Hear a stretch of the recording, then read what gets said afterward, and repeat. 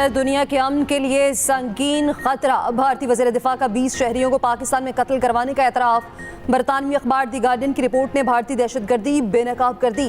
TV show में राजनाथ सिंह की नई गीदड़ भभकी, कहा हर उस पाकिस्तानी को कत्ल करेंगे जो भारत में दहशतगर्दी करेगा। कोई दहशतगर्द पाकिस्तान भाग जाता है तो उसे वहां भी मार डालेंगे। मोदी सरकार 27 फरवरी का दंदान शिकन जवाब भूल गई।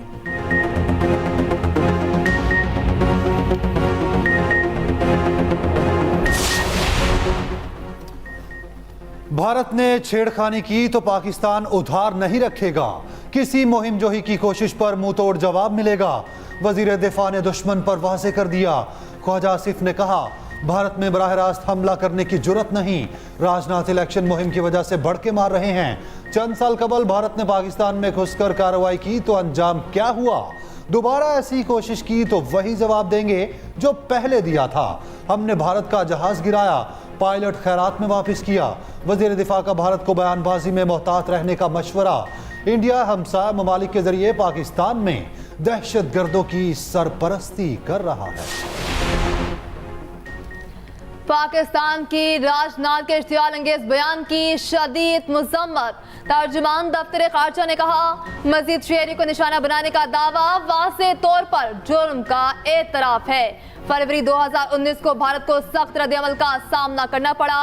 इंतखाबी फायदे के लिए भारतीय हुक्मरान नफरत अंगेज बयानबाजी का सहारा ले रहे। हमारी अमन की ख्वाहिश को कमजोरी ना समझा जाए।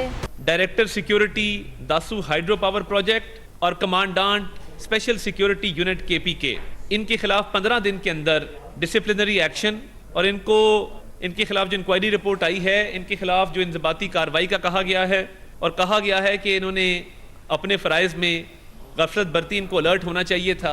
तो वज़ीर आज़म साहब ने इन अफसरान के खिलाफ कार्रवाई का फौरी तौर पर हुक्म दिया है। और ये मिसाल है कि आइंदा चाइनीज़ सिक्योरिटी के हवाले से जो मामलात हैं उनको मजीद संजीदगी से लिया जाएगा और उसमें किसी किस्म की कोताही जो है वो बर्दाश्त नहीं की जाएगी।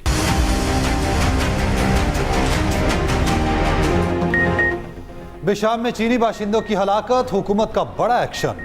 RPO हजारा, DPO अपर और लोअर कोहिस्तान के खिलाफ कार्रवाई का हुक्म।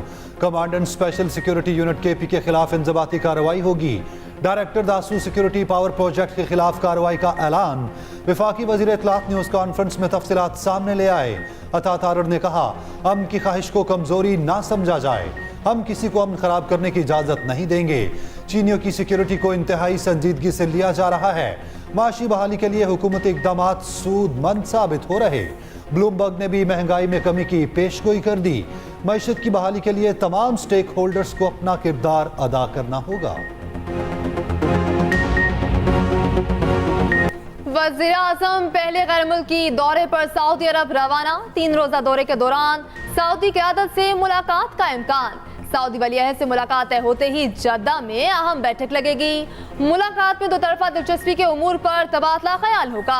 रेकोडिक पर सऊदी अरब की जानिब से $1 अरब की सरमायाकारी मुतवक्के।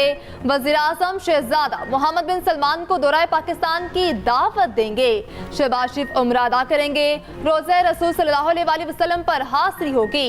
वज़ीर आला पंजाब भी वज़ीर आज़म के साथ रवाना।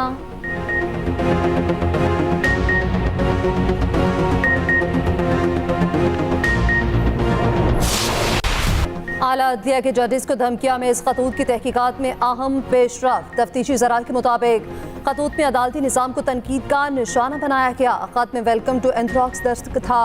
तहरीर के मुताबिक फैसलों पर असरअंदाज होने की कोशिश की गई। फ्रांसिक रिपोर्ट में 70 मिलीग्राम आर्सेनिक मिलने की निशानदही। तहकीकाती टीम ने मुमासलत के पहलुओं पर अहम शवाहिद हासिल कर लिए। जल्द खतूत इरसाल करने वाले अनासर की निशानदही कर ली जाएगी।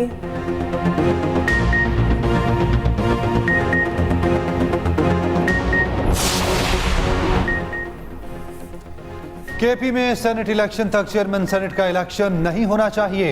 चेयरमैन PTI बैरिस्टर गौहर ने मीडिया से गुफ्तगू में कहा हमारे जीते हुए उम्मीदवार के खिलाफ प्रोपेगेंडा किया जा रहा। इलेक्शन कमीशन अपनी जिम्मेदारी निभाने में नाकाम हो चुका। रहनुमा PTI असद कैसर बोले पीपल्स पार्टी और MKM के साथ किसी सूरत इत्तेहाद नहीं होगा। मौलाना फजलुर रहमान की जमात से मुज़ाकरात पर गौर किया जा रहा। ईद के बाद धांधली के खिलाफ एहतजाज किया जाएगा। एहतजाज की क़यादत बानी पीटीआई करेंगे। दौरान इद्दत निकाह केस में सजा के खिलाफ अपीलों पर समाअत। बानी पीटीआई के वकील की सजा मुअत्तल करने के इस्तदा। सलमान अकरम राजा ने कहा, बानी पीटीआई ने कहा शरीयत के मुताबिक निकाह किया, बुशरा बीबी को सिविल अदालत में सबूत पेश करने के हक से महरूम किया गया। खावर मानी कारून के वकील कमरा अदालत में न आए। सेशन जज ने वकील रिजवान अब्बासी को अदालत पेश होने की हिदायत कर दी। समाअत 9 अप्रैल तक मुलतवी। लकी मरवत में शरपसंदों का पुलिस की गाड़ी पर हमला। डीएसपी लकी मरवत गुल मोहम्मद खान शहीद, 2 कांस्टेबल भी निशाना बन गए।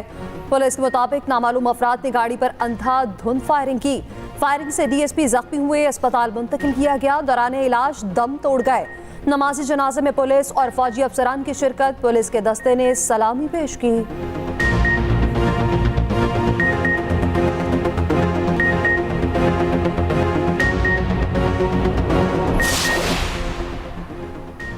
कौमी क्रिकेट टीम के लिए हेड कोच तलाश कर लिया गया। पीसीबी के गैरी क्रिस्टन से मामला तय। जैसन गिलेस्पी व्हाइट बॉल टीम के कोच फाइनल। पीसीबी को कौमी टीम के मुआवन कोच की भी तलाश। वेबसाइट पर इश्तिहार देकर दरखास्तें मांग ली। लेवल 2 कोचिंग कोर्स और 3 साल का तजुर्बा दरकार। उम्मीदवार 20 अप्रैल तक दरखास्तें जमा करा सकते हैं।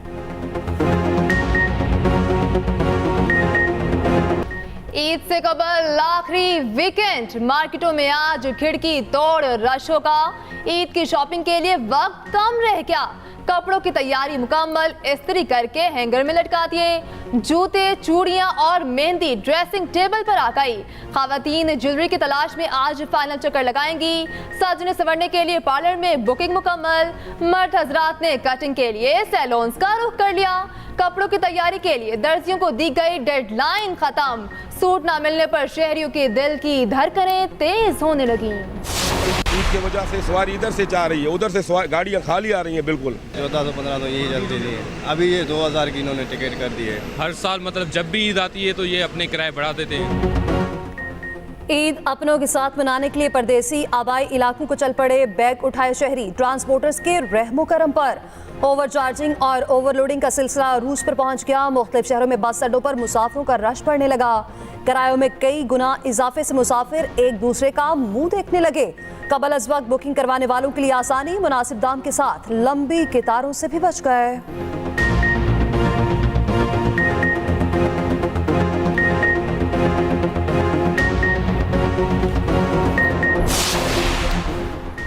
सिंध में जायद किराए की वसूली पर हुकूमत का एक्शन का प्लान। सीनियर वजीर शर्जील इनाम मेमन ने शिकायत पर फौरी कार्रवाई का हुक्म दे दिया। कहा मुसाफिरों को परेशान करने वालों को माफ नहीं किया जाएगा। हुकूमत आवाम को हर तरह का रिलीफ देने के लिए पुरज़्म है। इजाफी किरायों की वसूली के खिलाफ मुहिम ईद के बाद भी जारी रहेगी। गुनाहों से तौबा, इस्तग़फ़ार, बख्शिश के लिए मनाजात। मुल्क भर में आज शब कदर तलाश की जाएगी। कुरान मजीद में रात की इबादत 1000 महीनों से बेहतर करार दी गई। क़ियामुल लैल, सलातो तस्बीह, तलावत कुरान पाक और जिक्र व अस्कार की महाफिल सजेंगी। मसाजिद में चिरागा की तैयारियां जारी। मुल्क की सलामती और इस्तेहकाम की दुआएं होंगी। सिक्योरिटी के ख़ुसूसी इंतज़ामात। मसाजिद के बाहर एहलकार तैनात किए जाएंगे। रमज़ानुल बारी की 27वीं शब हरमैन शरीफैन में रूह परवर मनाज़िर। लाखों फर्जंदान इस्लाम ने नमाज तरावी अदा की। मस्जिदुल हराम में दालान, तहखाने, छत, तीसरी तौसी, अतराफ की सड़कें भर गईं। रिक्कत आमेज दुआ ने आंसू की बस्ती आबाद कर डाली। शहर नबी सल्लल्लाहु अलैहि वसल्लम में अशाक रात भर सर झुकाए दर्द दिल बयान करते रहे।